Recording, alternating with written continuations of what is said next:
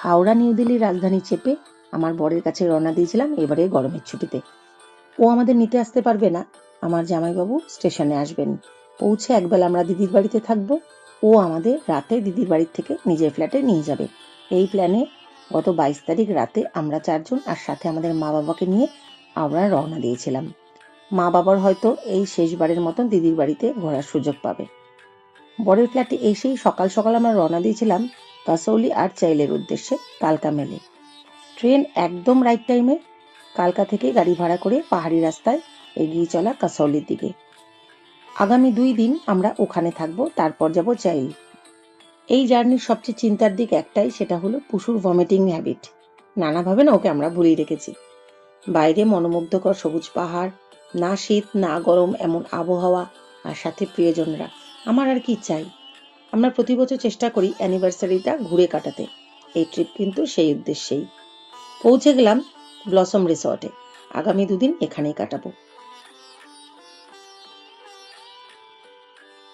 রিসেপশনে কাজ সেরে আগে আমরা লাঞ্চ করলাম, তারপর রুমে ঢুকলাম। নিস্তব্ধ একটা রিসর্ট, চারিদিকে হাওয়া আর পাতার শব্দ, আর কিচ্ছু নেই। এই পরিবেশে থাকা আমাদের প্রথম। সোহাগ তো জাস্ট অভিভূত। আর আমাকে তো সারপ্রাইজ দিতেই নিয়ে এসেছে আমার হাজবেন্ড, আমি আর কি বলি। রিসর্টের ভেতরেই পাহাড়ি ঢালু রাস্তা পেরিয়ে এরকম রুমের দিকে এগিয়ে যাওয়া, আর একটু একটু স্টেপ নিচেই এরকম ছোট্ট ছোট্ট লনে সাজানো। সে যে কি সুন্দর জায়গা, কি বলবো। ছোট্ট ছোট্ট লন, এক একটা এক এক রকমের ফটো সেশনের জন্য। দারুণ। রুমে পৌঁছালাম, পাশাপাশি 2টো রুম। আমরা চেয়েছিলাম 5 জনেই একসাথে থাকতে, কিন্তু এখানে এদের সেরকম ব্যবস্থা নেই। আর এই যে একদম সামনে পাহাড়, আর আমি মাঝখানে, না আছে বাড়ি না আছে ঘর।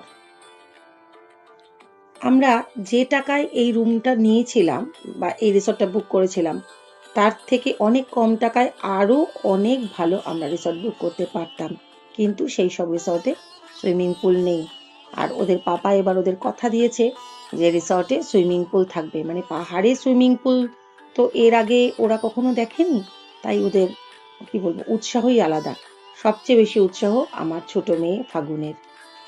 একটা জিনিস লক্ষ্য করলাম যে ও এর মধ্যে, মানে পরীক্ষা, ফাইনাল পরীক্ষা শেষ হওয়ার পরেই বেশ কয়েকদিন ছুটি ছিল, এর মধ্যেই ওর দাদা ওকে সাঁতারটা শিখিয়ে দিয়েছে। এত ঠান্ডা জল, অথচ ফাগুনের কিন্তু কোনো কিছুতেই ঠান্ডা লাগছে না। এমনকি পরাগ পর্যন্ত ঠান্ডায় কাঁপছে, ভাবছে নামবো কিনা। দূরে সোহাগ বসে রয়েছে, নামলই না। এদিকে ফাগুনকে